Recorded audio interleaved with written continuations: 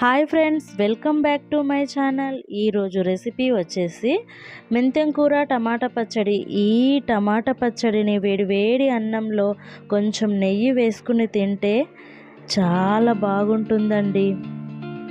ఈ పచ్చడిని నా స్టైల్లో ఈ విధంగా ప్రిపేర్ చేయండి. కడాయిలో ఆయిల్ వేడైన తర్వాత 1 స్పూన్ జీలకర్ర, 1 స్పూన్ ధనియాలు, 2 ఎండుమిరపకాయలను వేసి 1 నిమిషం పాటు ఫ్రై చేసుకుంటే చాలు అండి. ఇక్కడ మీ టేస్ట్కు తగినన్ని మిరపకాయలను వేసుకోవచ్చండి. మేము అయితే స్పైసీ ఎక్కువ తింటాము కాబట్టి మాకు ఈ మిరపకాయలు చాలు. 1 కప్పు నువ్వులు వేసుకోవాలి. విడిగా వేయించుకునే నువ్వుల కంటే ఇలా ఆయిల్లో ఫ్రై అయ్యే నువ్వుల టేస్ట్ మాత్రం చాలా బాగుంటుంది ఈ పచ్చడికి. నేను తీసుకున్న పచ్చిమిర్చికి నువ్వులకు 2 మెంతెం కూర కట్టలు కరెక్ట్గా సరిపోతుందండి.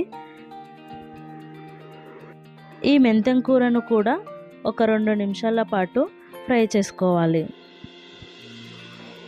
మనం ముందుగా కట్ చేసి పెట్టుకున్న ఈ టమాటా ముక్కలను కూడా వేసుకోవాలి. ఇప్పుడు 1 స్పూన్ ఉప్పు, 1/2 స్పూన్ పసుపు వేసుకోవాలి. ఈ పచ్చడిలో మనము అస్సలు వాటర్ వేయకూడదు అండి. ఈ టమాటాల నుండి వచ్చే వాటరే మనకు సరిపోతుంది. టమాటా ముక్కలు మెత్తబడే వరకు కలుపుతూనే ఫ్రై చేసుకోవాలి, లేదు అంటే ఈ పచ్చడి అడుగు పట్టుతుంది.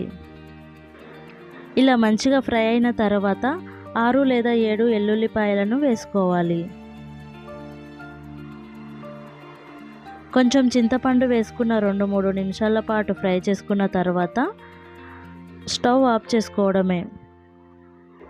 చల్లారిన తర్వాత ఒక మిక్సింగ్ బౌల్లో వేసుకోవాలి.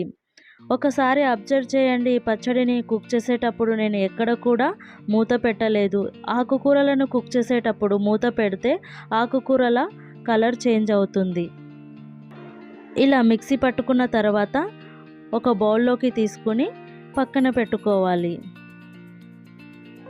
ఈ పచ్చడి తాలింపు కోసము ఒక కడాయి పెట్టుకుని 1 కప్పు ఆయిల్ వేసుకోవాలి. ఈ ఆయిల్ వేడైన తర్వాత 1 స్పూన్ ఆవాలు, 1/2 స్పూన్ జీలకర్ర, 1 స్పూన్ మినప్పప్పు, ఒక 2 ఎండుమిరపకాయలు, గుప్పెడు కరివేపాకు, 4 ఎల్లుల్లిపాయలను వేసుకుని స్టవ్ ఆఫ్ చేసుకోవాలి.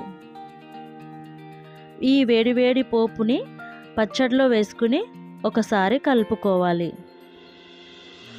అంతేనండి, మెంతెం కూర టమాటా పచ్చడి రెడీ. నా స్టైల్లో ఈ విధంగా ఒక్కసారి ప్రిపేర్ చేయండి. కనీసం వారం రోజుల పాటు నిల్వ ఉంటుంది.